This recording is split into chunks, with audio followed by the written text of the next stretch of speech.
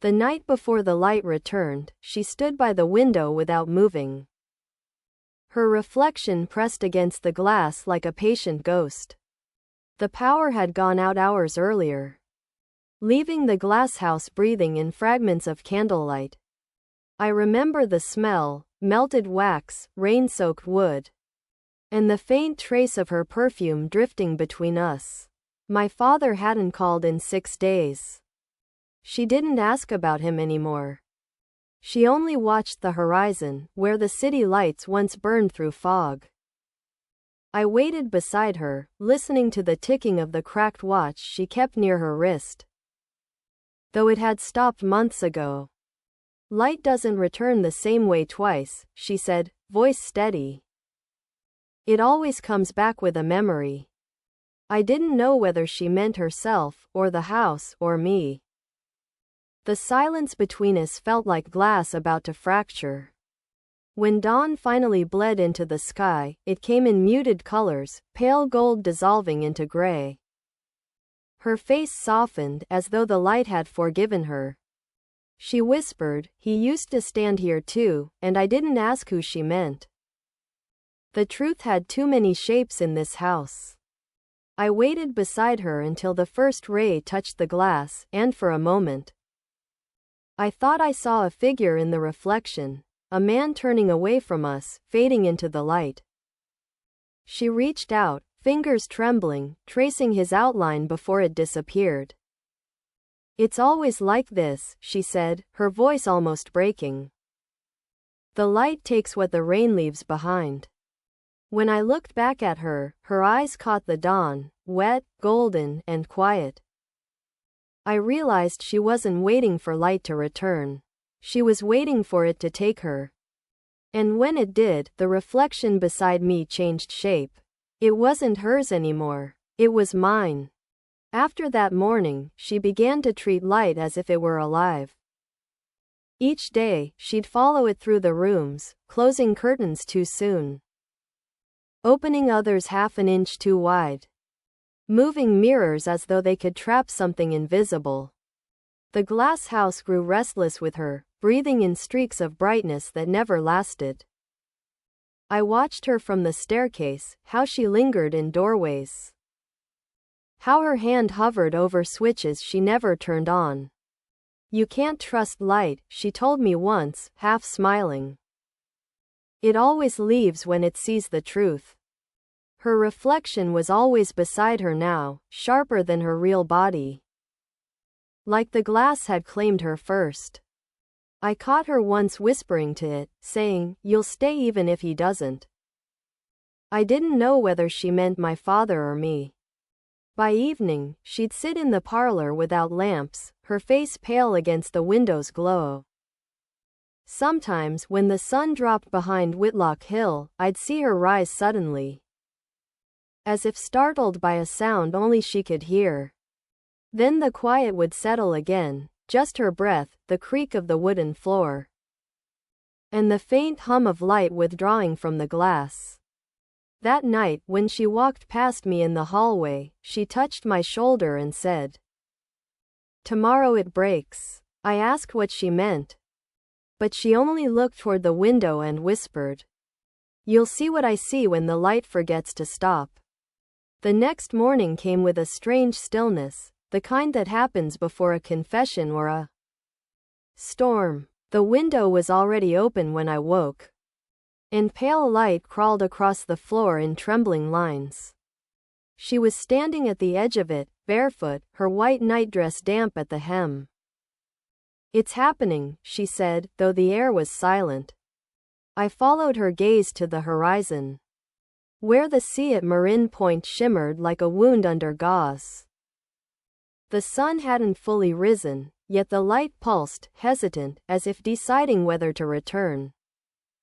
She raised her hand and spread her fingers through it, the light fracturing across her skin.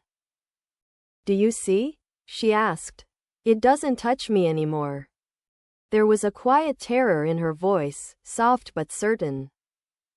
And I wanted to tell her she was wrong, that the light was right there, but when I stepped closer, her shadow didn't move. It clung to the wall, detached from her, trembling faintly.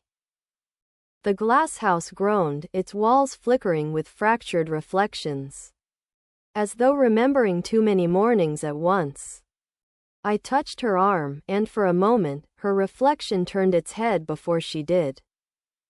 She smiled faintly. "It's only the light learning to forget us," she whispered. Outside, a gull cried once, sharp as glass-cutting air. I realized then that she wasn't waiting for the light to break, it was already breaking. And we were the last thing it would illuminate. That evening, the light refused to leave. It stayed trapped in the corners of the house long after the sun was gone, turning every surface into a pale, trembling memory. She sat at the table beneath it, her hands folded neatly. The cracked watch beside her like a stopped heartbeat. "It broke differently this time," she murmured. "Not out there, here." I didn't ask what she meant. The air itself felt warped. Like we were sitting inside a photograph that hadn't decided how to fade. The reflection in the window was brighter than us, the light bending strangely, creating shapes that shouldn't exist, her, me, and something in between. A blurred figure caught mid-breath. "He promised the house would always face the sunrise," she said.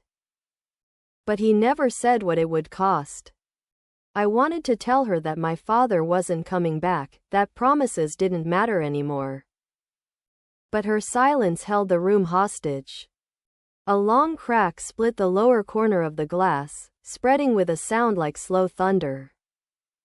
She reached toward it and pressed her palm flat against the break. "Do you hear it?" she asked. I listened, and for a moment, the light seemed to hum, a faint, rhythmic vibration. Like the echo of his voice.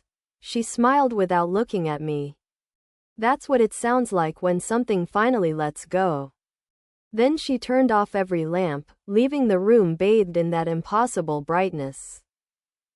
The light trembled once, then folded in on itself, leaving only our reflections, two outlines staring back through the darkened glass. One of which didn't move when I did. The last morning came quietly, as if the house itself had decided to whisper. The air smelled of salt and cold metal, and the light arrived in fragments, flickering through the cracked window like something shy of being whole. She was already awake, standing beside the same pane of glass where we'd spent so many hours, waiting for something unnamed. The watch lay on the sill, unmoving, catching the weak dawn in its broken face. "It doesn't know how to rise anymore," she said. Her voice sounded far away, as if coming from behind the reflection. I moved closer, but my own image lagged behind me on the glass. Outside, the sky was a pale bruise, the kind that refuses to heal. She turned slightly, her eyes gold and hollow, and asked, "Do you ever wonder what light looks like from the other side?" Before I could answer, she lifted the watch and pressed it against the crack. The glass fogged beneath her touch. "He left the house facing east," she whispered, "so it would always remember how to forgive." Then she let go. The watch slipped, struck the sill, and shattered, its pieces scattering into the first breath of morning. For a heartbeat, the room filled with light so sharp it erased every shadow. When it faded, she was gone from the reflection. Only the window remained, unbroken now, smooth as calm water. I waited beside it, as I always had, watching the light stretch thin across the sea until it vanished. And in that emptiness, I finally understood her prayer. That some lights don't return, they wait for someone else to break instead.